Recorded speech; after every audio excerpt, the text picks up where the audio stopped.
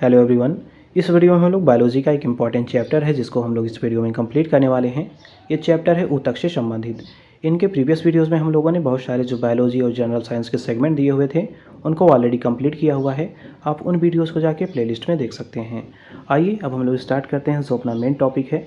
तो देखिए पहला क्वेश्चन इसमें क्या कह रहा है। तो पहले क्वेश्चन में दिया हुआ है, इसमें कह रहा है ऊतक किसे कहते हैं। तो ध्यान दीजिएगा, जो समान उत्पत्ति और समान कार्यों को संपादित करने वाली कोशिकाओं के समूह होते हैं उन्हीं को ऊतक कहा जाता है। अगला क्वेश्चन देखिए, अगले क्वेश्चन में ये कह रहा है ऊतक क्या होता है। तो वे कोशिकाएं जो मूल रूप से देखने में और कार्य करने में समान होती हैं उन्हीं को ऊतक कहते हैं। अगला देखिए, अगले क्वेश्चन में कह रहा है उन कोशिकाओं के समूह को जिनकी उत्पत्ति और संरचना समान होती है और जो विशेष कार्य करने के लिए उनमें विशेषज्ञता होती है उनको क्या कहते हैं। तो उनको कहते हैं ऊतक। अगले में कह रहा है जो ऊतक शब्द है इसका सर्वप्रथम प्रयोग किसने किया था। तो ये किया था विंचट ने। अगला क्वेश्चन देखिए, अगले में कह रहा है जो ऊतकों का अध्ययन है जीव विज्ञान की किस शाखा के अंतर्गत किया जाता है। तो इसका अध्ययन किया जाता है ऊतक विज्ञान के अंतर्गत, जिसको इंग्लिश में हिस्टोलॉजी भी कहा जाता है। अब अगला देखिए, अगले में बताया गया है जो जंतु ऊतक होते हैं उनके कितने प्रकार हैं। तो देख लेते हैं। तो देखिए जो जंतु ऊतक हैं उनके 4 प्रकार होते हैं। तो पहला इसका प्रकार है, इसको हम लोग उपकला या इसी को एपिथेलियम ऊतक कहते हैं। दूसरा इसका प्रकार है पेशी ऊतक। तीसरा इसका प्रकार है संयोजी ऊतक। और जो चौथा इसका प्रकार है ये है तंत्रिका ऊतक। अब ये जो 4 जंतु ऊतकों के प्रकार हैं इनके भी बहुत सारे प्रकार हैं। इन प्रकारों को देख लेते हैं। इन प्रकारों को ध्यान दीजिएगा, ये जो प्रकार दिए गए हैं अभी बाद में इनके डिटेल एनालिसिस भी बताए गए हैं, उनको भी हम लोग देखेंगे। तो देखिए जो ये 4 प्रकार हैं इन चारों के प्रकारों में पहला कौन कौन सा है। तो देखिए इसमें पहला है उपकला या जिसको एपिथेलियम ऊतक कहते हैं। इनमें पहला प्रकार है, इसको कहते हैं सल्की उपकला ऊतक। इसमें दूसरा है घनाकार उपकला ऊतक। इसमें थर्ड है स्तंभाकार उपकला ऊतक। और चौथा इसमें पक्षमाभी या इसको पक्षमल एपिथेलियम ऊतक कहते हैं। तो ये हो गए इनके प्रकार।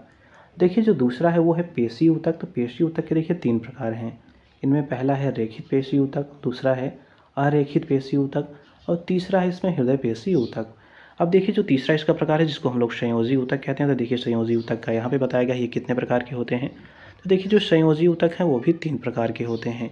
इन 3 प्रकारों में पहला इसका प्रकार है वास्तविक संयोजी ऊतक, दूसरा है कंकाल ऊतक और तीसरा इसमें तरल ऊतक है। अब जो ये तीनों प्रकार हैं इन तीनों के अलग अलग कुछ प्रकार हैं, इनको भी देख लेते हैं। तो देखिए पहला प्रकार जो है वास्तविक संयोजी ऊतक, इनमें पहला है एरियोलर ऊतक, दूसरा है वसा संयोजी ऊतक, तीसरा है श्वेत तंतुमय ऊतक, चौथा है पीला तंतुमय ऊतक और पांचवा है जालवत संयोजी ऊतक। अगला देखिए जो कंकाल ऊतक है उसमें पहला प्रकार है उपास्थि ऊतक, दूसरा है अस्थि ऊतक और जो तरल ऊतक है इसमें देखिए जो प्लाज्मा आते हैं और जो रुधिर कणिकाएँ आती हैं उसमें हम लोग लाल रुधिर कणिकाएँ, श्वेत रुधिर कणिकाएँ और प्लेटलेट्स को पढ़ते हैं। तो ये इनके जो प्रमुख प्रकार थे इसको हम लोगों ने देखा। अब हम लोग अपने मेन टॉपिक को स्टार्ट करते हैं। तो देखिए इसमें पहला क्वेश्चन ये पूछा जा रहा है कि जो जंतु ऊतक होते हैं वो कितने प्रकार के होते हैं। अभी हम लोगों ने ऊपर देखा हुआ है कि ये 4 प्रकार के होते हैं। पहला प्रकार है उपकला या इसी को एपिथेलियम ऊतक कहते हैं, दूसरा इसका प्रकार है पेशी ऊतक, तीसरा है संयोजी ऊतक और चौथा है इसका तंत्रिका ऊतक। तो ये इसके प्रकार हैं। अब अगला देखिए अगले क्वेश्चन में क्या कह रहा है। तो देखिए अब जो पहला हम लोगों ने प्रकार देखा उपकला या इसी को एपिथेलियम ऊतक कहते हैं, इनके बारे में जान लेते हैं। तो देखिए पहला क्वेश्चन इसमें यह पूछा जा रहा है कि उपकला ऊतक कहाँ पर पाए जाते हैं। तो ये जंतुओं की बाहरी, भीतरी और जो स्वतंत्र सतहें होती हैं इन सभी जगहों पर ये पाए जाते हैं। अब अगला देखिए अगले क्वेश्चन में ये कह रहा है जो उपकला ऊतक है ये कितने प्रकार के होते हैं। तो ये भी 4 प्रकार के होते हैं। पहला इसका प्रकार है सल्की उपकला ऊतक, दूसरा इसका है घनाकार उपकला ऊतक, तीसरा इसका प्रकार है स्तंभाकार उपकला ऊतक और चौथा है इसका पक्षमाभी उपकला ऊतक। तो ये सारे इनके प्रकार हैं। अब अगला देखिए जो इसमें पहला दिया हुआ है सल्की उपकला ऊतक, इसके बारे में जान लेते हैं। तो देखिए इसमें सल्की जो उपकला ऊतक है इसमें पहला क्वेश्चन ये कह रहा है कि शरीर के आधार पर स्थित भागों की हानिकारक पदार्थों और खुश्क हो जाने से सुरक्षा कौन सा ऊतक प्रदान करता है। तो ये होता है सल्की उपकला ऊतक, मतलब ये सुरक्षा प्रदान करता है। अगला देखिए अगले में कह रहा है दूसरा क्वेश्चन इसमें कह रहा है जो उपकला ऊतक है इसका कह रहा है कौन सा प्रकार एक चपटी कोशिकाओं के पतले अस्तर से बनता है जिसके किनारे अनियमित होते हैं। तो ये है सल्की उपकला ऊतक। अगला देखिए अगले क्वेश्चन में ये कह रहा है जो सल्की उपकला ऊतक है ये कहाँ पर पाया जाता है, काफ़ी इंपॉर्टेंट है। ये देखिए त्वचा में पाए जाते हैं, मुंह के अंदर पाए जाते हैं, जो अन्य प्रणालियां हैं वहाँ भी पाए जाते हैं, जो फेफड़ों में बड़े वायु मार्ग हैं यहाँ भी पाए जाते हैं। इसके अतिरिक्त ये गर्भाशय की जो ग्रीवा है यहाँ पे भी ये पाए जाते हैं। अब अगला देखिए अगले क्वेश्चन में कह रहा है त्वचा किस प्रकार की कोशिका की बनी होती है। तो ये बनी होती है अधिचर्म कोशिका की। अगले में कह रहा है जो मुंह की परत है किस ऊतक की बनी होती है, तो ये बनी होती है सल की उपकला ऊतक की। काफ़ी इंपॉर्टेंट है, इसको आप लोग याद रखिएगा। अब अगला देखिए, अगले क्वेश्चन में ये कह रहा है कौन सा ऊतक हमारे मुंह के आंतरिक स्तर को बनाता है, तो ये होता है सरल सल की उपकला ऊतक। अगला क्वेश्चन देखिए, अगले में कह रहा है हमारे शरीर में कई अंग हैं, शरीर का सबसे बड़ा अंग कौन सा है, तो ये है त्वचा। अगले में कह रहा है मानव शरीर की त्वचा की सबसे बाह्य परत को क्या कहा जाता है, इसको एपिडर्मिस कहते हैं। क्या कहते हैं? एपिडर्मिस। अगला देखिए, अगले क्वेश्चन में ये कह रहा है कि मानव त्वचा में कितनी परतें पाई जाती हैं, ये भी काफ़ी इंपॉर्टेंट है। तो मानव की जो त्वचा होती है उसमें 3 परतें पाई जाती हैं। अगले में कह रहा है जो श्वेत ग्रंथियाँ होती हैं मानव शरीर के किस अंग में पाई जाती हैं, तो ये सब त्वचा में पाई जाती हैं। अगले में कह रहा है जो स्ट्रैटिफाइड स्क्वैमस जो एपिथीलियम ऊतक है ये कहाँ पाया जाता है, तो ये भी त्वचा में पाया जाता है। अब अगला क्वेश्चन कह रहा है त्वचा किस प्रकार की झिल्ली है, तो ये त्वचीय झिल्ली है। अगले में कह रहा है कौन सा प्रोटीन उपकला कोशिकाओं को क्षतिग्रस्त होने से बचाता है, तो ये बचाता है केराटिन। अगले में कह रहा है कौन सा ऊतक फेफड़ों के अलवेली और जो जंतुओं के अन्य हिस्सों में पाए जाते हैं जहां अस्थायी संकुचन और विश्राम होता है, वो क्या होते हैं, तो कहते हैं स्क्वेमस एपिथेलियम ऊतक। अगला देखिए, अगले क्वेश्चन में क्या दिया हुआ है, तो देखिए अगले क्वेश्चन में ये जो दूसरा उपकला घनाकार उपकला ऊतक है इसके बारे में बताया गया है, तो इनके बारे में देख लेते हैं। तो देखिए पहला क्वेश्चन ये कह रहा है कि जो घनाकार उपकला ऊतक होते हैं ये कहाँ पर पाए जाते हैं, तो ये लार ग्रंथियों में पाए जाते हैं, श्वेत ग्रंथियों में पाए जाते हैं तथा जो वृक्क की नलिकाएँ होती हैं इनमें भी ये पाए जाते हैं। अगला देखिए, अगले क्वेश्चन में कह रहा है कोशिका की संरचना उसके कार्य के अनुसार बदलती रहती है, इस प्रकार ऊतक जो होते हैं भिन्न भिन्न होते हैं और उन्हें मोटे तौर पर किसको छोड़कर सभी प्रकारों में विभक्त किया जाता है, तो ये होते हैं जो ग्रंथिल ऊतक, उनको छोड़कर और सभी प्रकारों में विभक्त किया जा सकता है। अब अगला देखिए, अगले क्वेश्चन में ये कह रहा है किस प्रकार के ऊतक जो होते हैं ग्रंथियों का निर्माण करते हैं, किस प्रकार के ऊतक ग्रंथियों का निर्माण करते हैं, तो ये होती हैं वाहिकाएँ। अगला देखिए, अगले में कह रहा है अवशोषण और श्रावण के अलावा घनाकार एपिथेलियम ऊतक अंगों को क्या प्रदान करते हैं, तो ये सब यांत्रिक सहारा भी प्रदान करते हैं। मतलब कहने का ये तात्पर्य है कि अवशोषण और ये श्रावण तो करते ही हैं, इनके अलावा ये यांत्रिक सहारा भी प्रदान करते हैं। अगला क्वेश्चन देखिए, अगले में कह रहा है जो स्तंभाकार उपकला ऊतक है इनके बारे में जान लेते हैं। तो देखिए इसमें कह रहा है स्तंभाकार जो उपकला ऊतक है ये कहाँ पर पाए जाते हैं, तो ये अमाशय में, आंत और जो श्वसन नली के भीतरी भाग होते हैं वहाँ पे भी ये पाए जाते हैं। अगला देखिए, अगला जो इसका प्रकार है इसमें है पक्षमाभी या जिसको पक्षमल एपिथेलियम वो ऊतक कहते हैं, इनके बारे में जान लेते हैं। तो देखिए पहला क्वेश्चन ये कह रहा है कि जो पक्षमाभी एपिथेलियम होता है इसमें कह रहा है किस प्रकार की कोशिकाएं पाई जाती हैं जिनकी मुक्त सतह पर रोम होते हैं, तो ये होती हैं स्तंभाकार अथवा घनाकार। अगले में कह रहा है जो पक्षमाभी एपिथेलियम ऊतक होते हैं ये कहाँ पर पाए जाते हैं, तो ये देखिए अंडवाहिनियों में पाए जाते हैं, श्वास नली में पाए जाते हैं और मुख गुहा में भी ये पाए जाते हैं। अब अगला देखिए तो दूसरा इसका प्रकार है पेशी ऊतक, इसके बारे में जान लेते हैं, ये काफ़ी इंपॉर्टेंट है। तो देखिए पेशी ऊतक में पहला पॉइंट कह रहा है कि जंतुओं में प्रचलन और गति के लिए कौन सा ऊतक उत्तरदायी होता है, तो ये है पेशी ऊतक। अगले में कह रहा है पेशी ऊतक की कोशिकाओं के भीतर पाए जाने वाले पदार्थ को क्या कहते हैं, तो इसको कहते हैं सार्कोप्लाज्म। क्या कहते हैं? सार्कोप्लाज्म इसको कहते हैं। अगले में कह रहा है जो पेशी ऊतक होते हैं वो कितने प्रकार के होते हैं, तो ये 3 प्रकार के होते हैं। पहला प्रकार है रेखित पेशी ऊतक, दूसरा है अरेखित पेशी ऊतक और तीसरा है हृदपेशी ऊतक। तो ये इसके 3 प्रकार हैं। अब अगला इसी में जो पहला है रेखित पेशी ऊतक उसके बारे में जान लेते हैं, या इसी को ऐच्छिक पेशी ऊतक भी कहते हैं। तो देखिए पहला क्वेश्चन इसमें यह कह रहा है कि कौन सा ऊतक उन गतियों को संचालित करता है जो इच्छा के अधीन होती हैं, तो ये संचालित करता है रेखी पेशी ऊतक। जो रेखित पेशी ऊतक है ये कार्य करता है। अगले में कह रहा है जो रेखित पेशी ऊतक है ये कहाँ पर पाया जाता है, तो ये भुजाओं, टांगों और चेहरों पर ये पाया जाता है। अगले में कह रहा है कौन सी जो पेशियाँ होती हैं तंत्रिका द्वारा उत्तेजित होती हैं, तो ये है रेखित पेशी।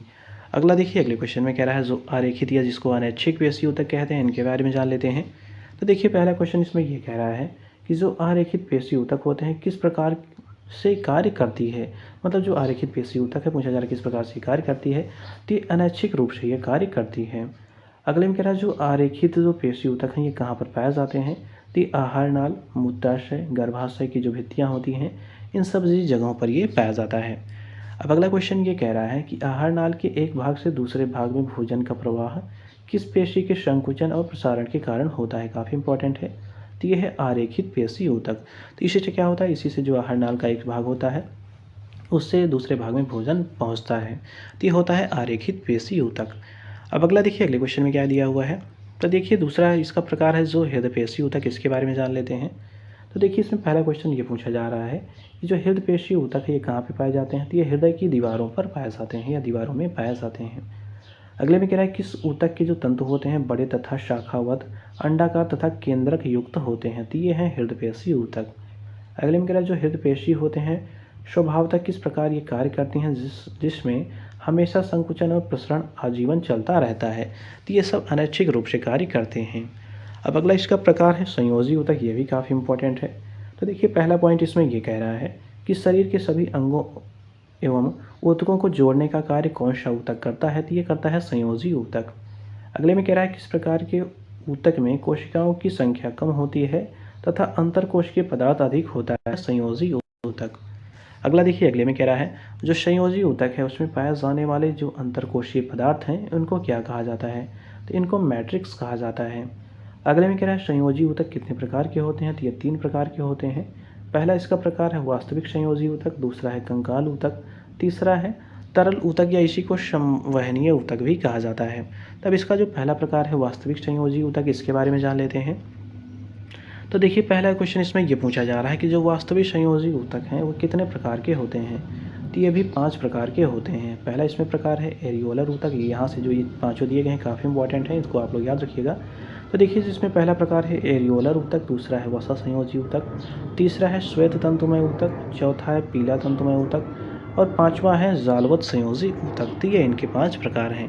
अब यहाँ से देखिए ये काफ़ी इंपॉर्टेंट है एरियोलर ऊतक, इससे बहुत सारे क्वेश्चन पूछे गए हैं एग्जामों में। तो देखिए पहला क्वेश्चन इसमें यह कह रहा है किस प्रकार के ऊतक बहुतायत में मिलते हैं जिसके मैट्रिक्स में कई प्रकार की कोशिकाएं तथा 2 प्रकार के तंतु पाए जाते हैं। तो ये बात चल रही है एरियोलर ऊतक के बारे में। अब देखिए कुछ यहाँ पे एडिशनल जानकारियाँ दी गई हैं, इनको भी देख लेते हैं। तो देखिए जिसमें पहला कह रहा है जो फाइब्रोब्लास्ट कोशिकाएँ होती हैं ये कैसे होती हैं। तो ये तंतु बनाती हैं, याद रखिएगा। जो फाइब्रोब्लास्ट कोशिकाएँ हैं ये तंतु का निर्माण करती हैं। दूसरी इसमें देखिए कोशिकाएं बताई गई हैं जो हिस्टोसाइट्स कोशिकाएं हैं ये जीवाणुओं का भक्षण करती हैं। काफ़ी इंपॉर्टेंट है, बहुत बार ये पूछा गया है। अगले में कह रहा है प्लाज्मा जो कोशिकाएं होती हैं वो क्या करती हैं। तो वो एंटीबॉडी का निर्माण करती हैं। इसके अतिरिक्त अगला देखिए जो मास्ट कोशिकाएं हैं इनका कार्य देख लेते हैं। तो देखिए मास्ट कोशिकाओं में 2 तरीके के पाई जाते हैं कोशिकाएं। इनमें पहला हिस्टामिन, ये काम क्या करती है। तो ये रुधिर वाहिनियों को फैलाने के लिए ये आवश्यक है। और दूसरी है सिस्टोसिन, क्या है सेरोटोनिन, याद रखिएगा क्या है सेरोटोनिन है।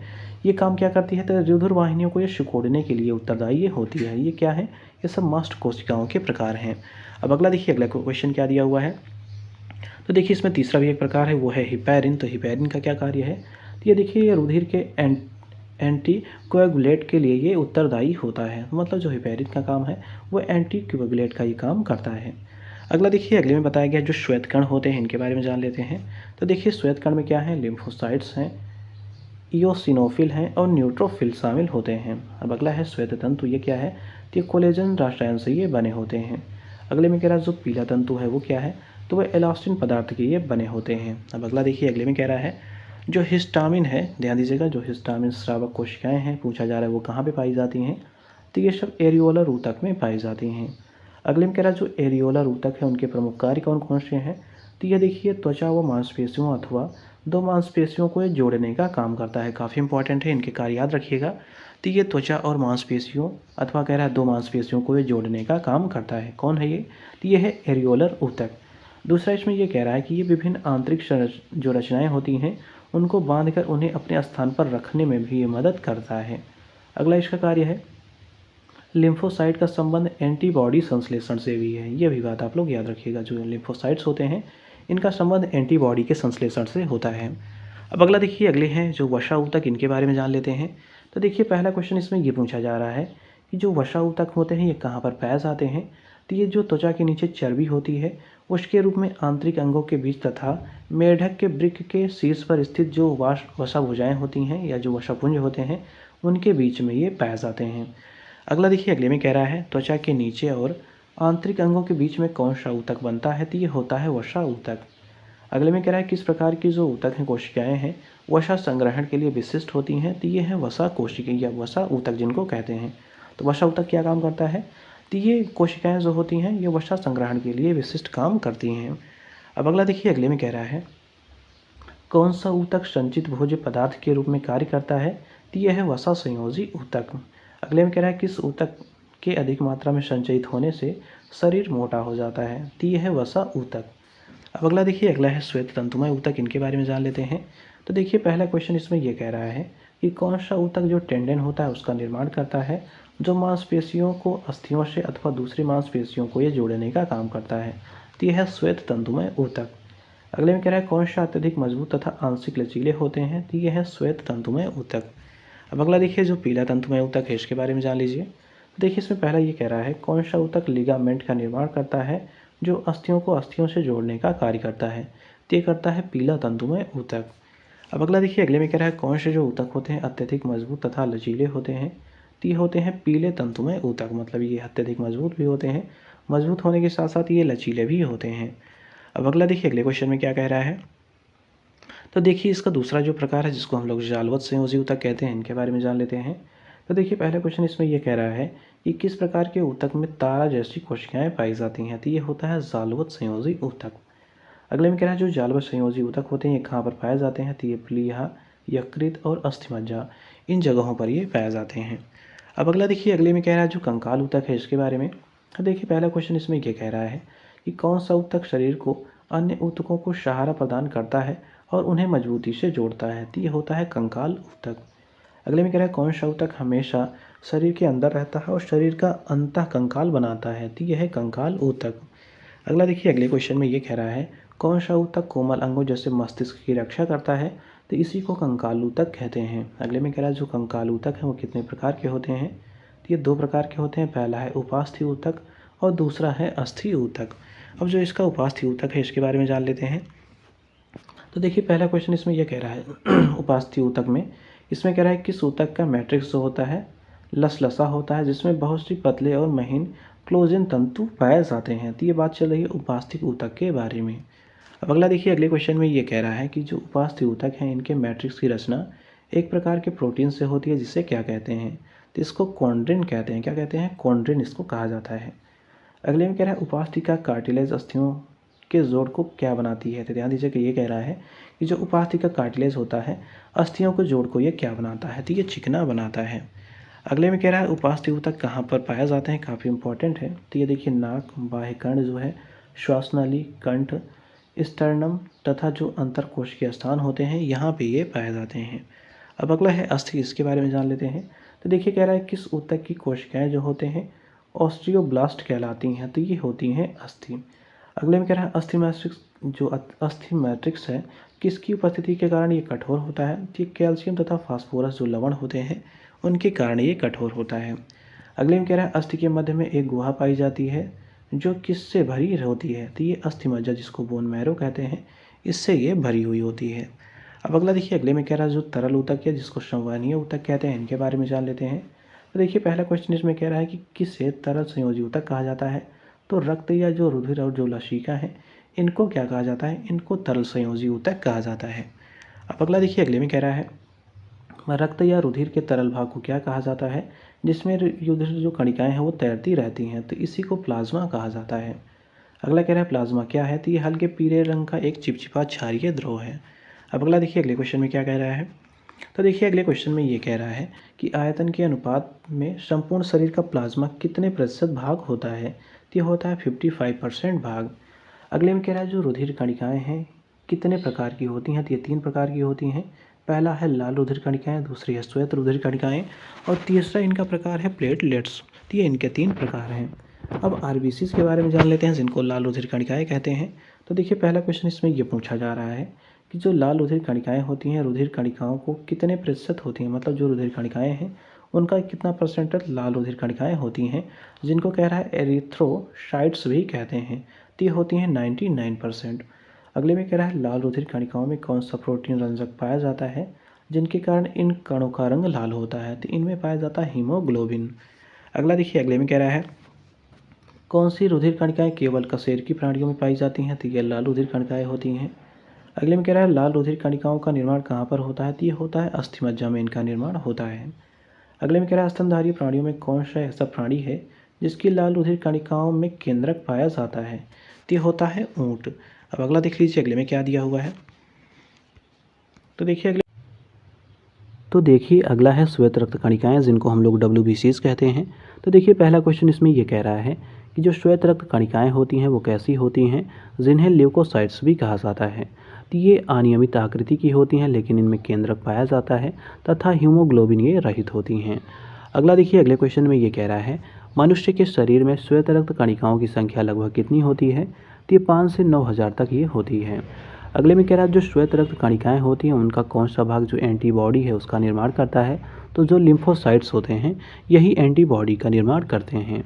अब अगला देखिए अगले क्वेश्चन में ये कह रहा है जो श्वेत रुधिर कणिकाएं होती हैं उनमें कौन कौन से कण पाए जाते हैं। तो इनमें 5 प्रकार के कण पाए जाते हैं, और जो भी 5 प्रकार के कण पाए जाते हैं ये 2 पार्ट में डिवाइड रहते हैं।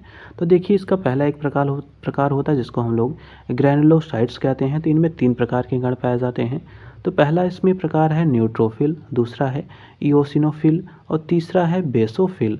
तो ये इसके 3 प्रकार हो गए।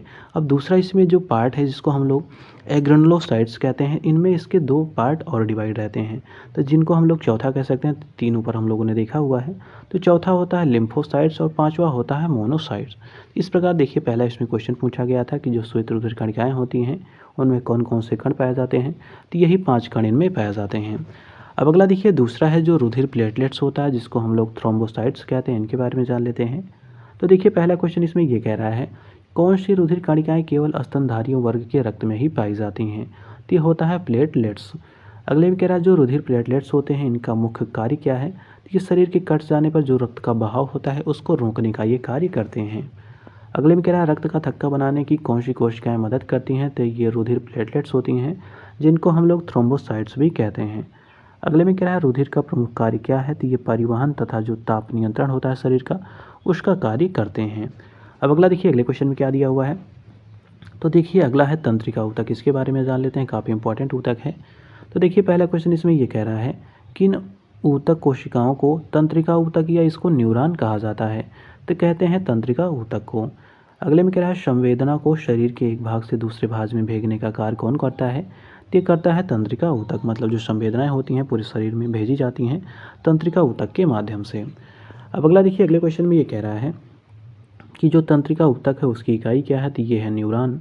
अगले में कह रहा है जो प्रत्येक न्यूरॉन में बहुत सारे छोटी शाखा वाले प्रवर्ध पाए जाते हैं, तथा कह रहा है इसमें जो सबसे लंबा प्रवर्ध होता है उसको क्या कहते हैं। तो उसको एक्सॉन कहा जाता है। अगला क्वेश्चन देखिए अगले में ये कह रहा है जो मस्तिष्क है, मेरुरज्ज है तथा जो तंत्रिकाएं होती हैं ये किसकी बनी होती हैं। तो ये सब तंत्रिका ऊतकों की बनी होती हैं। अगले में कह रहा है एक तंत्रिका कोशिका कितनी लंबी हो सकती है। तो ये हो सकती है 1 मीटर तक। अगले में कह रहा है जो तंत्रिका कोशिकाएं होती हैं उनके कितने भाग हैं। तो इनके 3 भाग हैं। पहला भाग है इसका साइटोन इसको बोलते हैं, दूसरा है डेंड्रॉन और तीसरा है एक्सॉन। तो ये इसके 3 भाग हैं। अब देखिए अगला इसमें है जो पादप ऊतक है उनका वर्गीकरण किस प्रकार से हुआ है। तो देखिए जो पादप ऊतक हैं उनको हम लोग मेनली 2 कैटेगरी में डिवाइड करते हैं, या इनके 2 प्रकार हैं। तो पहला इसका प्रकार है जिसको हम लोग विभाज्योतिकी ऊतक कहते हैं, और दूसरा इसमें है अस्थायी ऊतक। तो ये 2 इसके पादप ऊतक के प्रकार हैं। अब देखिए जो पहला प्रकार है जिसको हम लोग विभाज्योतिकी ऊतक कहते हैं, इनके भी 3 पार्ट हैं। तो 3 पार्टों में पहला इसका पार्ट है शीर्षस्थ विभाज्योति ऊतक, दूसरा इसमें पार्श्वस्थ विभाज्योति ऊतक और तीसरा इसमें है अंतर्वेशी विभाज्योतिकी ऊतक। तो ये इसके 3 पार्ट हो गए। जो दूसरा है अस्थायी ऊतक, तो देखिए अस्थायी ऊतक को भी 2 मेन कैटेगरी में डिवाइड किया जाता है। तो पहला इसका पार्ट है सरल अस्थायी ऊतक, दूसरा है जटिल अस्थायी ऊतक। अब देखिए जो सरल अस्थायी ऊतक है इसमें भी 3 पार्ट हैं। तो पहला इसमें पार्ट है मृदु ऊतक, दूसरा है स्थूलकोण ऊतक, तीसरा है दृढ़ ऊतक। और देखिए जो जटिल अस्थायी ऊतक हैं इनको हम लोग 2 पार्ट में डिवाइड करते हैं। तो पहला इसका है जाइलम और दूसरा है फ्लोएम। ये याद रखिएगा, कभी कभी पूछा भी गया है कि जो जाइलम और फ्लोएम है ये हैं क्या। तो ये सब जटिल अस्थायी ऊतक के एग्जाम्पल्स हैं। अब अगला देखिए अगले में दिया हुआ जो पादप ऊतक हैं जिसको हम लोग प्लांट टिश्यूज़ कहते हैं। तो देखिए पहला क्वेश्चन इसमें ये कह रहा है पादपों के शरीर में प्रत्येक ऊतक का किस प्रकार का कार्य होता है। तो इन सारे जो ऊतक होते हैं उनका विशिष्ट कार्य होता है। अगले में कह रहा है जो सभी ऊतक होते हैं किस प्रकार उत्पन्न होते हैं तथा धीरे धीरे अपने कार्यों के अनुरूप अनुकूलित हो जाते हैं। तो इनके बारे में कहा जाता है कि ये जो होते हैं वो शीर्षस्थ कोशिकाओं के समूह में विभाजित होते हैं और विभाजित होकर ये अपने आप अनुकूलित हो जाते हैं। अब अगला देखिए अगले में ये कह रहा है, अगला क्वेश्चन है ऊतक की जो कोशिकाएं होती हैं इनकी विभाजन क्षमता के आधार पर जो पादप ऊतक होते हैं उन्हें कितने प्रकारों में विभाजित किया गया है। तो दो प्रकार में इनको डिवाइड किया गया है। पहला है विभाज्य योतिकीय ऊतक और दूसरा है इसमें अस्थायी ऊतक। अब अगला देखिए अगले क्वेश्चन में क्या दिया हुआ है। तो देखिए इनका पहला प्रकार है विभाज्य योतिकीय ऊतक, इसके बारे में जान लेते हैं। तो देखिए पहला क्वेश्चन इसमें ये कह रहा है कि कौन सा ऊतक अवयस्क जीवित कोशिकाओं का बना होता है। तो ये होता है विभाज्य योतिकीय ऊतक। अगले में कह रहा है कि ऊतक में बार बार सूत्रीय विभाजन करने की क्षमता होती है।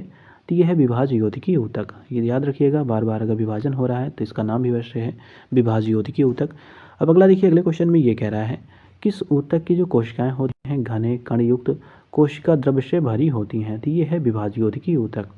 अगले में कह रहा है कौन सा ऊतक एकमात्र पादप ऊतक है जो कोशिका विभाजन द्वारा नई कोशिकाओं का उत्पादन करता है। तो यह है विभाज्य योतिकीय ऊतक। अगला देखिए अगले क्वेश्चन में ये कह रहा है कौन सी कोशिकाएं पौधों के विभिन्न अंगों को जन्म देती हैं और पौधों के बढ़ने में मदद करती हैं। तो यह है विभाज्य योतिकीय ऊतक। अगले में कह रहा है कौन सा अविभेदित कोशिकाओं वाले अधिकांश पौधों में वह ऊतक होता है जो पौधे के उन भागों में पाया जाता है जहां वृद्धि की संभावना रहती है। तो यह होता है विभाज्य ऊतक। अगला देखिए अगले क्वेश्चन में ये कह रहा है कि स्थिति के आधार पर जो विभाज्य योतिकीय ऊतक हैं वो कितने प्रकार के होते हैं। तो ये होते हैं 3 प्रकार के। पहला प्रकार है शीर्षस्थ विभाज्य योतिकीय ऊतक, दूसरा है पार्श्व विभाज्य योतिकीय ऊतक और तीसरा है अंतर्वेशी विभाज्य योतिकीय ऊतक। तो ये इसके 3 पार्ट हैं। अब देखिए जो पहला इसका प्रकार है शीर्षस्थ विभाज्य योतिकीय ऊतक, इसके बारे में जान लेते हैं। तो देखिए पहला पॉइंट इसमें ये कह रहा है कि जो शीर्षस्थ विभाज्य योतिकीय ऊतक होते हैं ये कहाँ पे पाए जाते हैं। तो ये पाए जाते हैं जड़, तने एवं शीर्ष भागों में। मतलब शीर्षस्थ विभाज्य योतिकीय ऊतक नाम है, लेकिन जो पेड़ का भाग होता है जो चाहे वो जड़ हो चाहे तने हो या पत्तियां हो उन सभी में ये पाए जाते हैं। अब अगला देखिए अगले में ये कह रहा है जो शीर्षस्थ विभाज्य योतिकीय ऊतक होते हैं उनकी कोशिकाएं विभाजित एवं विभेदित होकर किस ऊतक का निर्माण करती हैं। ये सब करती हैं अस्थायी ऊतक का निर्माण। अगले में कह रहा है जो तने और जड़ों के शीर्ष भाग होते हैं शीर्ष पर क्या पाया जाता है। तो इस पर शीर्ष विभाज्य योतिकीय ऊतक पाए जाते हैं। अब अगला है पार्श्व विभाज्य योतिकीय ऊतक, इसके बारे में जान लीजिए। तो देखिए पहला पॉइंट इसमें यह कह रहा है कौन सा ऊतक जड़ तथा तने के पार्श्व भाग में स्थित होता है एवं द्वितीय की वृद्धि करता है। तो ये होता है पार्श्व विभाज्य योतिकीय ऊतक। अगले में कह रहा है पौधों की जड़ तथा तनों में छल्लों के रूप में पाई जाने वाली आकृति है जो उनकी वृद्धि में सहायक होती है किस ऊतक की ये बनी होती है। तो ये बनी होती है पार्श्व विभाज्य योतिकीय ऊतक का। अगला देखिए अगले में कह रहा है जो अंतर्वेशी विभाज्य योतिकीय ऊतक है इसके बारे में जान लीजिए। तो देखिए पहला पॉइंट इसमें यह कह रहा है कि जो अंतर्वेशी या इसी को अंतर्विष्ट विभाज्य योतिकीय ऊतक कहते हैं, पूछा जा रही है कहाँ पर पाए जाते हैं। तो ये देखिए पत्तियों के आधार में या टहनी के पास के दोनों ओर ये पाए जाते हैं। अब अगला देखिए अगले क्वेश्चन में क्या है।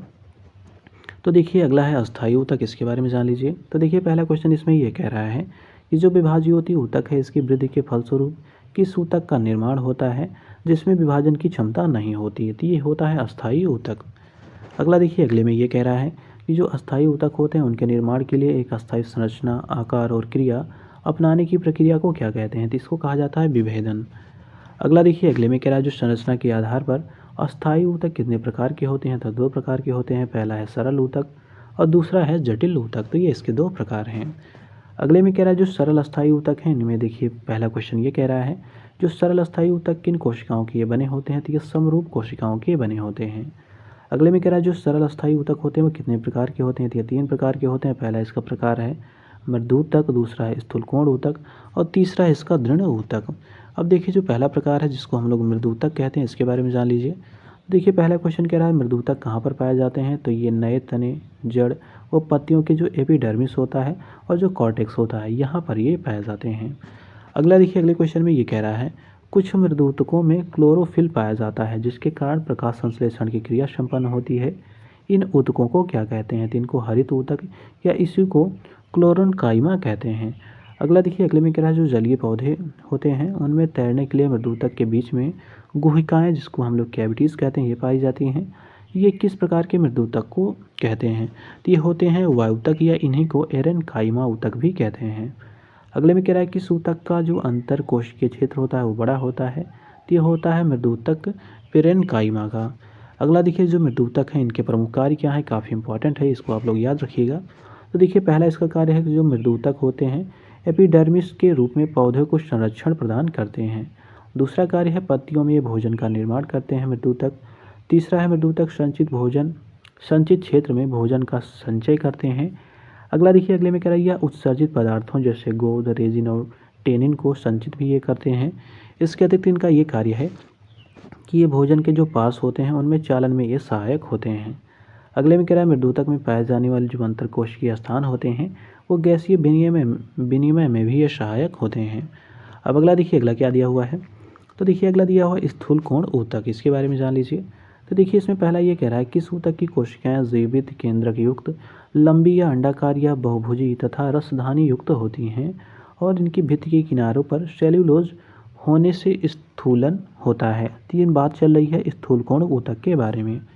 अगला देखिए, अगले में कह रहा है जो स्थूल कोण ऊतक होते हैं ये कहाँ पर पाए जाते हैं। ये तने की एपिडर्मिस के नीचे जो पर्णवृंत होते हैं वहाँ पर पाए जाते हैं, पुष्पवृत्त में पाए जाते हैं तथा पुष्पावली के जो वृत्त होते हैं उन पर भी ये पाए जाते हैं। अगले में कह रहा है जो कोलन काइमा है जिसको हम लोग स्थूल कोण कहते हैं, इस ऊतक की कोशिकाएं किसके कारण कोनों पर मोटी हो जाती हैं। तो ये सेल्यूलोज और जो पेक्टिन होता है उसके कारण ये हो जाती हैं। अगले में कह रहा है स्थूल कोण ऊतक के प्रमुख कार्य कौन से हैं। तो ये देखिए ये पौधों को यांत्रिक सहायता प्रदान करते हैं। इसके अतिरिक्त हरित लवक वाले जो स्थूल कोण होते हैं उन ऊतकों को भोजन का ये निर्माण करते हैं। अगला देखिए, अगले में कह रहा है जो दृढ़ ऊतक होते हैं इनके बारे में। तो देखिए पहला क्वेश्चन इसमें यह कह रहा है किस ऊतक की कोशिकाएं मृत, लंबी, सक्रिय तथा दोनों सिरों पर ये नुकीली होती हैं। तो ये बात चल रही है दृढ़ ऊतक की। अगला देखिए, अगले में कह रहा है कौन सा ऊतक मृत कोशिकाओं का बना होता है। तो ये होता है दृढ़ ऊतक।